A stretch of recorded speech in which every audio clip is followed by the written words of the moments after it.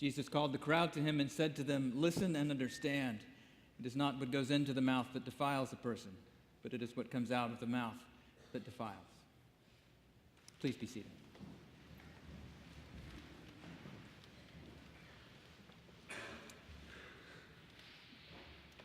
So here's the story about how Ishaka got the willies one day. Ishaka was one of our son Alden's best friends back in the 3rd grade when we lived in Northern Virginia. He was one of those children who just make you glad to be alive when you're around him. He was small, but his smile was enormous and as nimble as the way he walked. When Ishaka found out we were from Arkansas, this child of Ghanaian immigrants just begged us to take him back to Little Rock and introduce him to Bill Clinton. He knew we must be friends. We only lived in Alexandria for the 3 years of seminary. And we eventually realized that the patterns of our life were different from those of some of the locals. For example, even though we lived maybe 5 minutes from the Pentagon, some of our neighbors would go years without ever crossing the Potomac into Washington, D.C.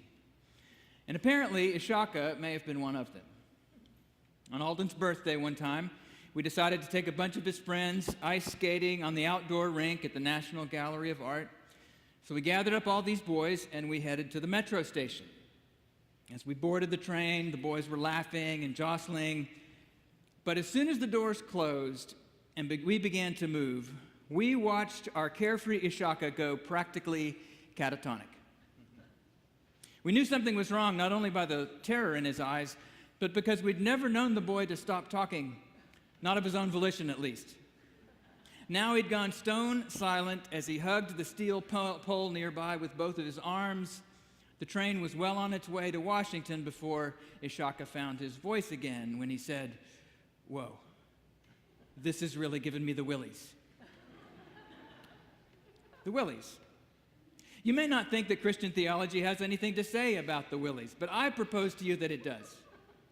Jesus is deeply concerned with at least a few familiar forms of the willies. So we should begin with a definition. The entry for willies in my tattered Webster's New Collegiate Dictionary reads, "A fit of nervousness, jitters, used with thee." The willies, you see, are a fit, not an idea. They live in the gut, not up in the head. Ishaka was not saying, the idea that the floor beneath my feet is moving is very strange to me. That would have been a true statement, but that's not the willies. The willies live deeper down, where my life and my body and my experiences, and who knows what else, have formed me to react to the world in particular ways, whether I want them to or not. Had we told Ishaka firmly to stop having the willies, he would have been helpless to comply. Listen and understand, Jesus once told a crowd of his listeners. It is not what goes into the mouth that defiles a person, but it is what comes out of the mouth that defiles. Why did Jesus say such a thing? Why did it offend some of the people who heard it? I say it's because sometimes the wrong things in this world give us the willies. And the willies have ways of pushing us further and further and further apart. Jesus was teaching, of course, about the holiness codes of the Hebrew Scriptures, and his concern was this. The law was never meant to be a set of arbitrary rules just to be obeyed just because God said so. The law was a set of practices meant to shape us in community over time. It was meant to restore and preserve our relationships, not just with God, but with our neighbors and with foreigners, with our bodies, with the land, with our money and our work, in almost every aspect of one's life. Ultimately, the law was meant to shape our desires, not just our ideas and our actions. And that's why Jesus was constantly pushing back against blind obedience and asking people whether their hearts had been changed and liberated by the ways they kept the law or not. In today's reading, he's concerned with defilement. Some laws in the Torah were about what to eat and what not to touch and how to cleanse oneself. But something had gone wrong. Practices meant to connect people had become means of separation, and the separation went deep. It went beyond separating the rule keepers from the rule breakers. People began to be repulsed by the so-called unclean. People felt defiled when they came in contact with certain kinds of people, the kinds of people we should note that Jesus was constantly reaching out to, eating with, touching, healing. But Jesus wasn't satisfied to change our minds about who is and who is not clean or unclean. Jesus wanted to change our loves, our desires, our fears, especially with regard to other human beings. But how? How do our loves change? How do our deeper unconscious responses to the world change over time? Well, Jesus' encounter with the Canaanite woman in the second half of our gospel is one of, if not the most morally troubling exchanges in the New Testament, I think. A mother comes begging him to heal her daughter of a demon, and Jesus says to her, "It's not fair to take the children's food and throw it to the dogs." Calling a woman a dog is bad enough. When we learn that in doing so he was possibly using an ethnic slur, the scene is unbearable. How can this be? Jesus, the supposedly sinless one, speaking to a woman this way. I don't have an answer for that question. But if we sit with the story, in spite of our moral confusion, we see something fairly astonishing happen. The faith of a Canaanite woman seems to change Jesus' response to her.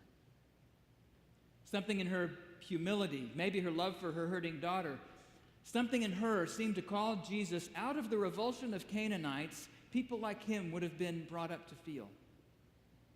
He was raised to have a woman like this give him the willies. But her faith and bravery seemed to shake Jesus into seeing her as a human being.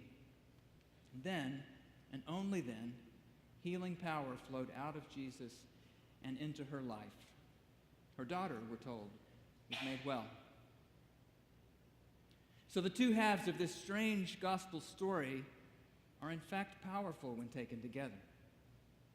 Jesus rebukes people who see defilement as being tainted by whatever and whoever seems unclean. He rebukes notions of purity that keep us closed off and separate from those whom we find repulsive.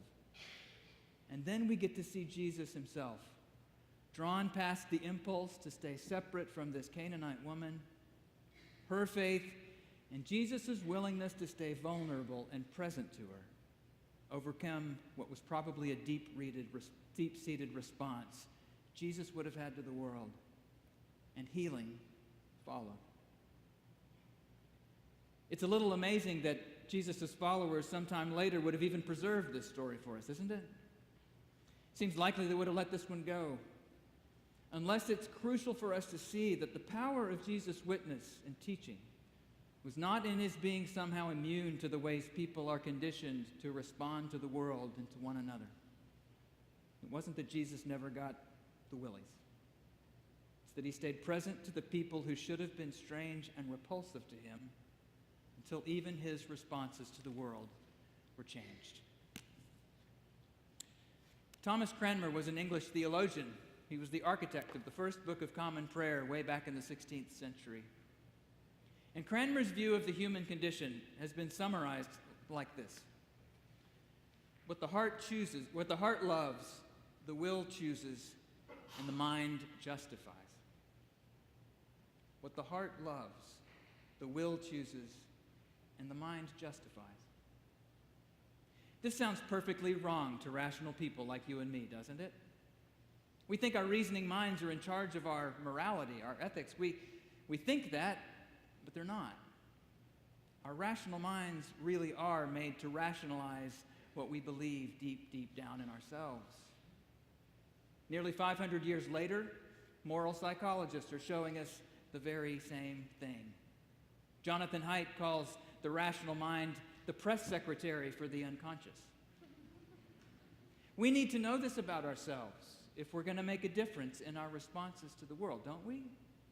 We need to know this about ourselves if we're going to make a difference for the betterment of this world.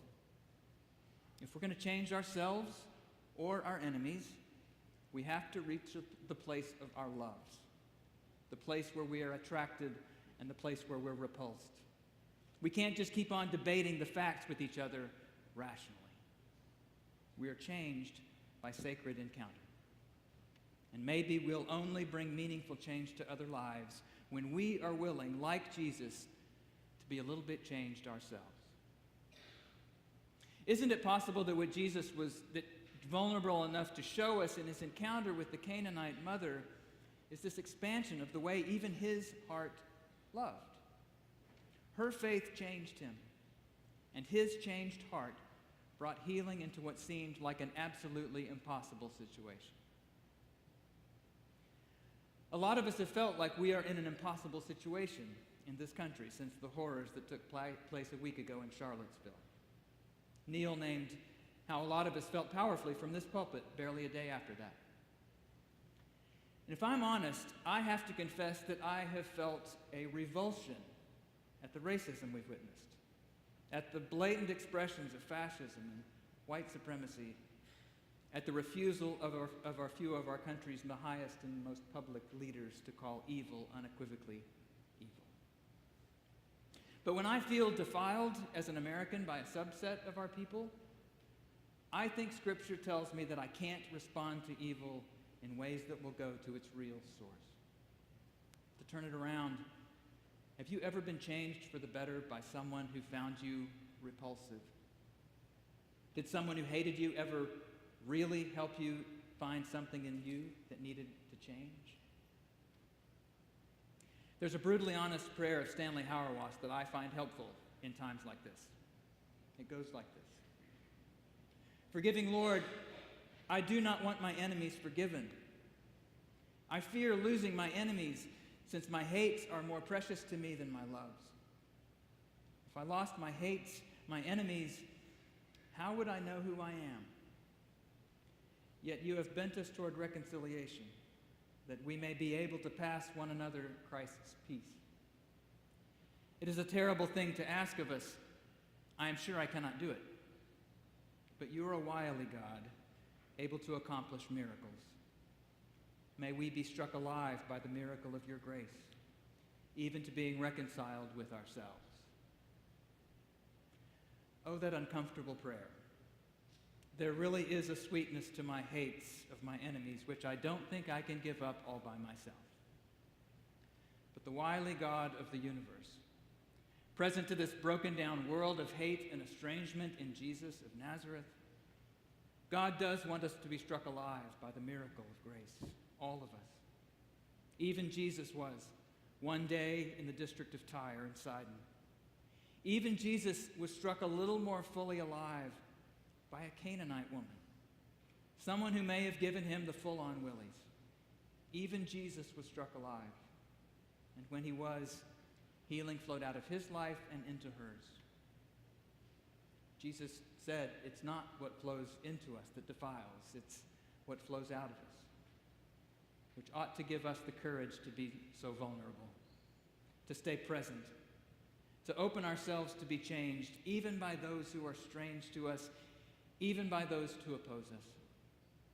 Maybe the way of vulnerability means that what looks to all the world like a death can actually be one more beautiful way that the reconciling love of a wily God rises to impossible new life in this world.